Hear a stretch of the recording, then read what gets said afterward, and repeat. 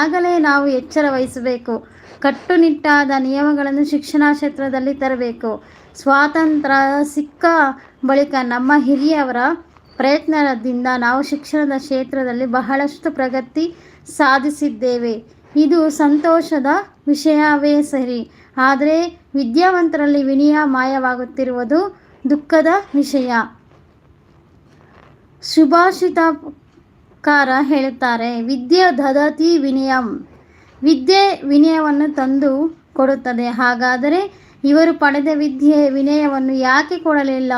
ನಾವು ಎಲ್ಲಿ ತಪ್ಪಿದ್ದೇವೆ? ನಾವು ಪಡೆದ ವಿದ್ಯೆಯಲ್ಲಿ ಏನಾದರೂ ಕೊರತೆ ಇದೆಯೇ? ಇದನ್ನು ಆಲೋಚಿಸಬೇಕಾದ ವಿಷಯ. ವಿನಯವೆಂದರೆ ನಮ್ರತೆ, ಬಾಗುವಿಕೆ, ಒಳ್ಳೆಯ ನಡತೆ, ಸೊಕ್ಕಿಲ್ಲದಿರುವಿಕೆ, ಸೌಜನ್ಯತೆ, ಉಪಕಾರ ಸ್ಮರಿಸಿ ನಮಿಸುವಿಕೆ, ಆಜ್ಞೆ ಪಾಲಿಸುವಿಕೆ. ಈ ಎಲ್ಲ ಗುಣಗಳು ಸುಸಂಸ್ಕೃತವಾದ ಮಾನಸಿಕ ಪರಿಣಾಮಗಳು. ಅಂದಾಗ ವಿದ್ಯಾರ್ಥಿಗಳ ಮನಸ್ಸನ್ನು ಸಂಸ್ಕರಿಸುವ ಪ್ರಕ್ರಿಯೆ ಶಿಕ್ಷಣ ಕ್ಷೇತ್ರದಲ್ಲಿ ವಿಶೇಷವಾಗಿ ನಡೆಯಬೇಕಾಗಿದೆ. ಇಲ್ಲವಾದರೆ ಸುಸಂಸ್ಕೃತ ಸಮಾಜ ನಿರ್ಮಾಣವಾಗದು. ಇದನ್ನೆಲ್ಲ ಗಮನಿಸಿ ಸಿದ್ದಯ್ಯ ಪುರಾಣಿಕರು ಹೇಳಿದರು, ವಿದ್ಯಾ ಬಂತು ವಿನಯ ಹೋಯಿತು ಅಂತ. ಥ್ಯಾಂಕ್ ಯು ಎಲ್ಲ ಕೇಳ್ತಾ ಇರೋದಕ್ಕೆ.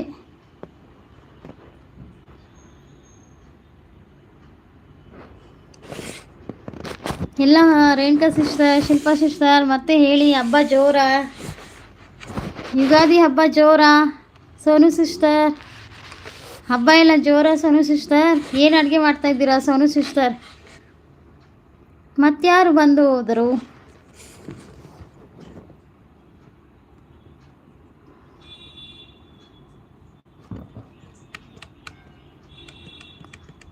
ಏನಾದರೂ ತಪ್ಪಿದರೆ ಕ್ಷಮಿಸಿ. ಏನೋ ಒಂದು ಮಿಸ್ಟೇಕ್, ಬಾಯಿ ತಿರುಗಿಲ್ಲ.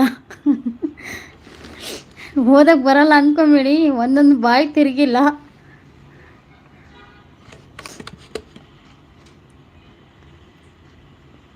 Thank you Renuka sister, Shilpa sister. Sonu sister ಎಲ್ಲೋದ್ರಿ? ಇದ್ದೀರಾ? ಏನು ಅಡುಗೆ ಮಾಡಿದ್ರಿ ಸೋನು ಸಿಸ್ಟರ್? ಹಬ್ಬ ಎಲ್ಲ ಜೋರಾ?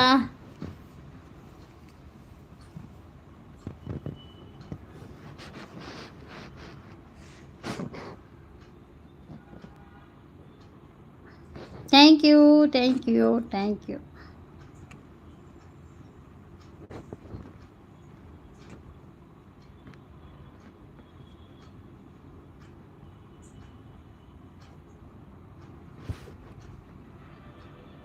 ಇದ್ದೀನಿ ಅಂತ ಇದ್ದೀರಾ ಸೋನು ಸಿಸ್ಟರ್? ಇದ್ದೀರಾ?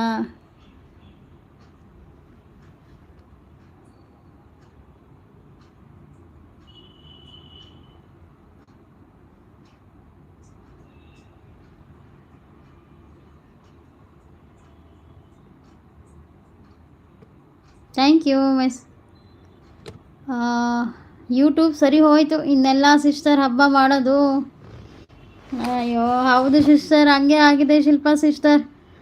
ಕೆಲಸ ಮಾಡಬೇಕು ಅಂತ ಎಲ್ಲ ತೊಗೊತೀವಿ, ಎಲ್ಲರಿಗೂ ಹೋಗಿ ಸಪೋರ್ಟ್ ಮಾಡಬೇಕು. ಹಾಗೆ ಕೆಲಸಗಳೆಲ್ಲ ಪೂರ್ತಿನೇ ಆಗಲ್ಲ.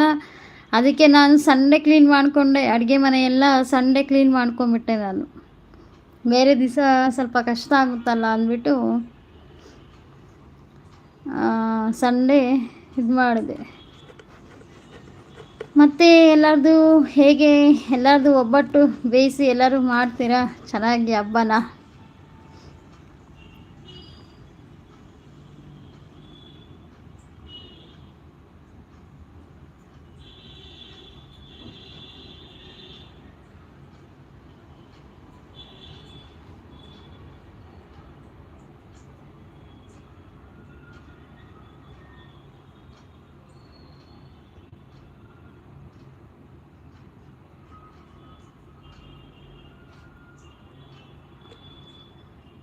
Thank you Renuka sister, Shilpa sister, Sonu sister.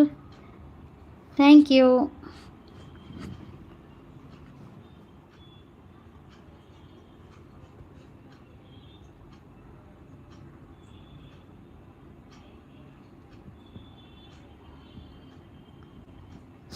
ಮುಂದೆ ಹೋಗಿ ದೃಢ ನಿಶ್ಚಯ ವಿವೇಕಾನಂದ